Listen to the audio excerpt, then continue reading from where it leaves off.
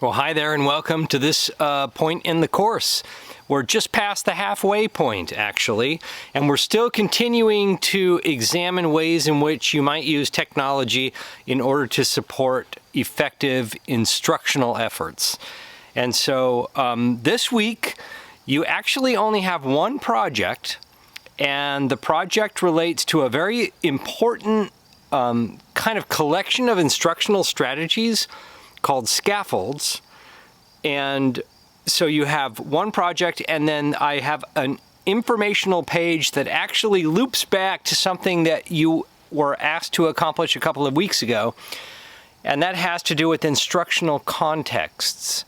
I'm bringing this up because there were a number of projects where you described a meaningful context for learning some skills that you think were and are really important, but I really think you struggled with the idea of defining an experience that could provide meaning and purpose to learning some of the important things that you want your students to learn.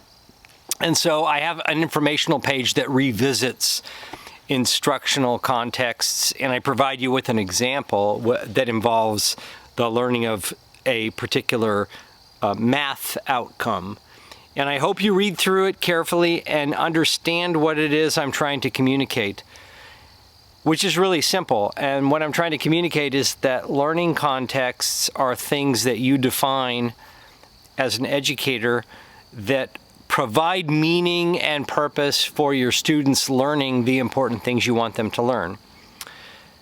Now, I'm giving you another opportunity in this project, even though you're not focusing on context, you're focusing on support mechanisms, things you can do to help your students learn what you want them to learn.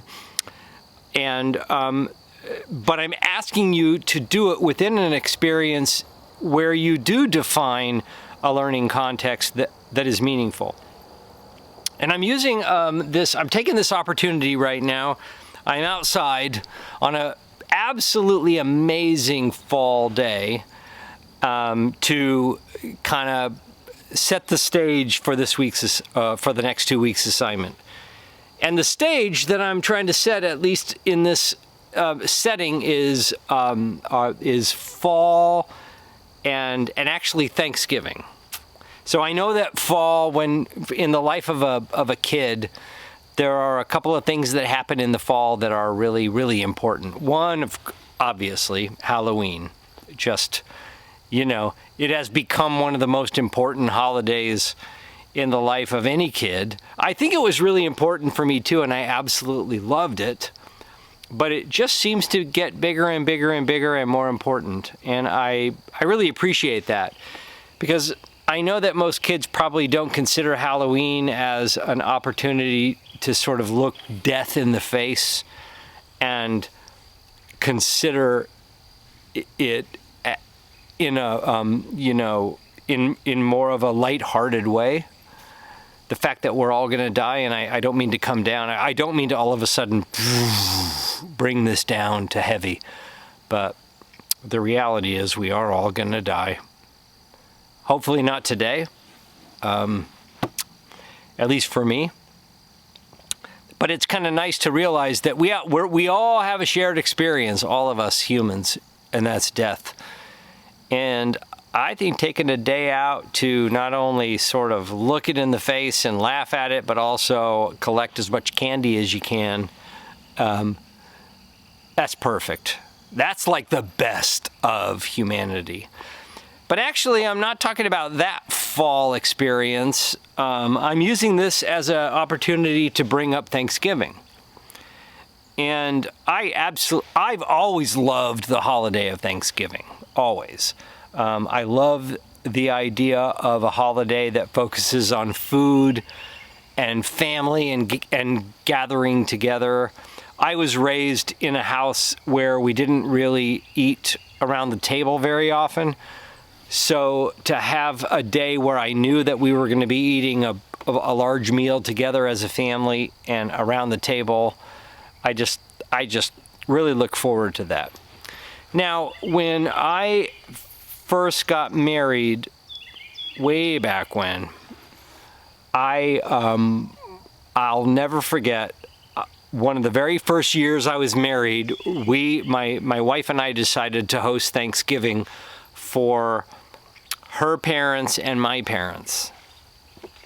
And I'm not going to lie, I was absolutely terrified about that because I was not raised in a house where we did a lot of cooking, and we had sort of some Thanksgiving rituals, but I wasn't exactly sure how my mother managed to accomplish things like a roasted turkey and dressing and other things that she had.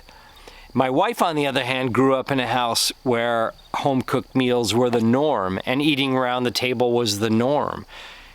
And so I was very nervous because I knew that her family had well, they didn't have high expectations about Thanksgiving. They just had, I think, their own just regular expectations. But from my perspective, they were super high.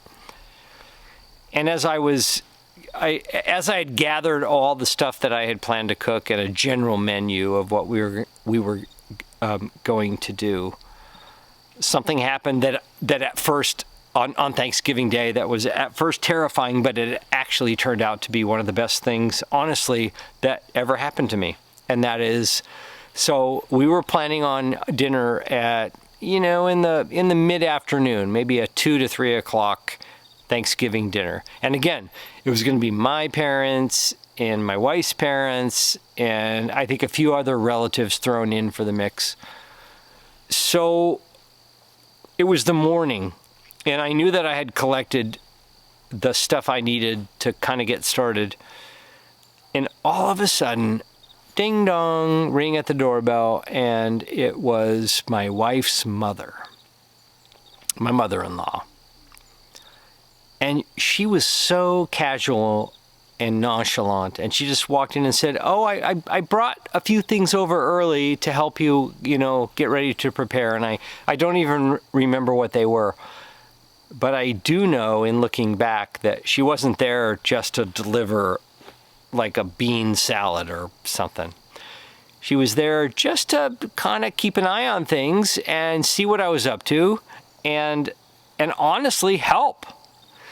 And so there I was in the kitchen. It was early in the morning, and I was already like running around trying to get things done. And she started up a conversation with me about what I was doing, and she'd ask me a bunch of questions.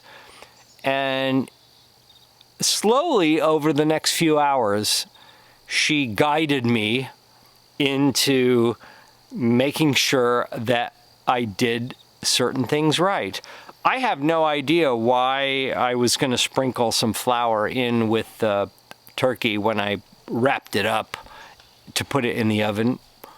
But she said I needed to, and there were other things about the dinner, other things about blind baking a crust for the pie, or other things that honestly I'd never done before.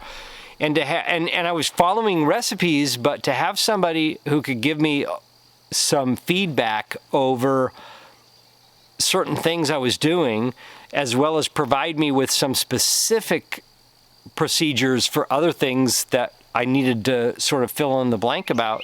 Oh my gosh, I was so grateful. And I'm not gonna lie, the dinner turned out great. And I really do have my wife's mother to thank for that. By the way, her name's Margaret. I know I'll always think of her in my mind as my wife's mother, but she had a real name, and she was a real person, a whole person. And I actually miss her dearly. But the reason why I'm bringing that up is because she represented for me a really important scaffold strategy.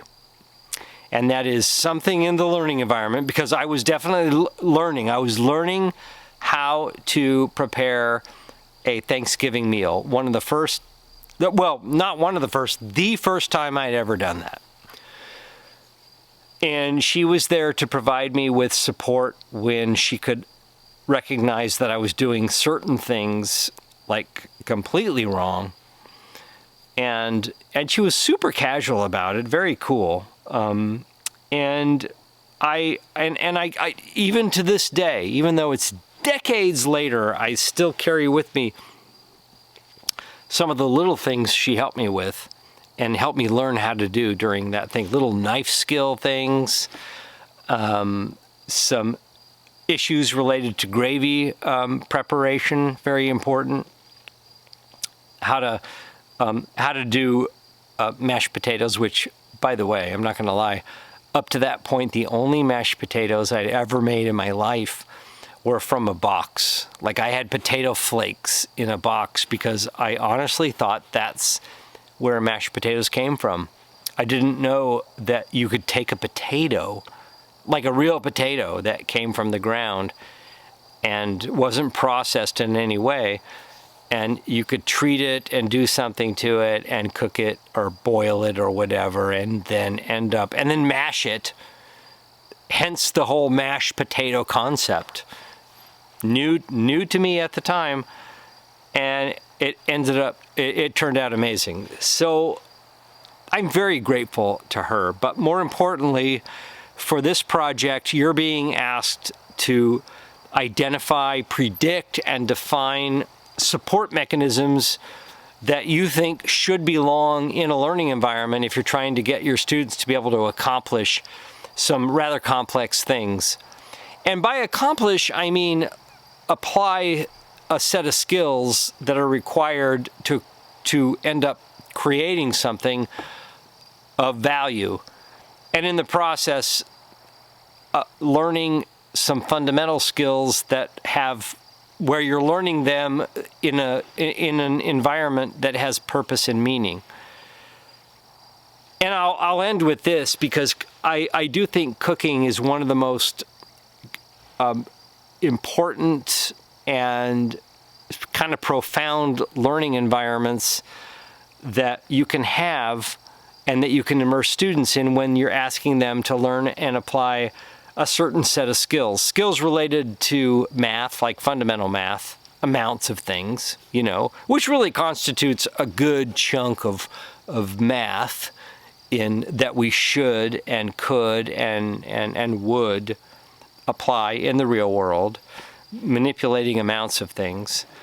But also, it's a process of procedures, one thing happening and then another thing happening, and all of that, in the end, you end up with something that you've created, an actual act of creation. And if you think about it, cooking represents an act of creation, an act of expression in some ways, but also something that you need to do, and hopefully that you want to do, that benefits you every day. Every day we have to take in nutrients, and being able to prepare meals well, that is a skill set that has a positive impact in the real world almost every day of our life.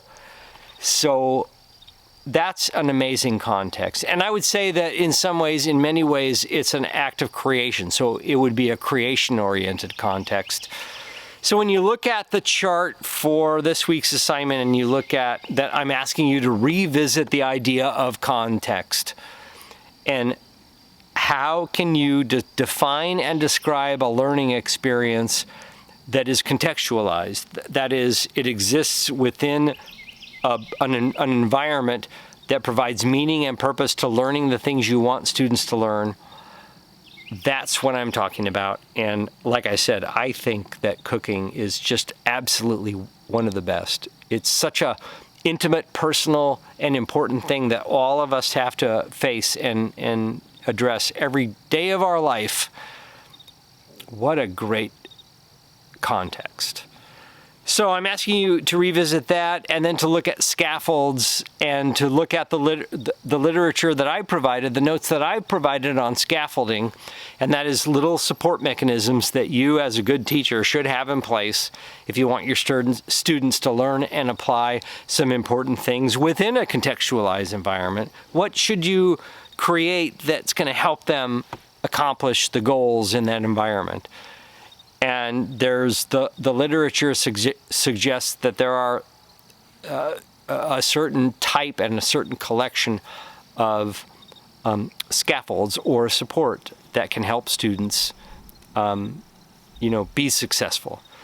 So I hope you enjoy this. Only one project for the next 2 weeks, and it's really important. And again, I hope you take seriously the task of trying to contextualize something important that you want your students to learn, so that you can continue to practice that skill in the hopes that when you go out tomorrow or next semester or next year and you're defining learning experience for your students, that you do it in a way that contextualizes what you want them to learn. So I hope you enjoy this project, and as always, let me know if you have any questions, comments, or concerns. Thank you.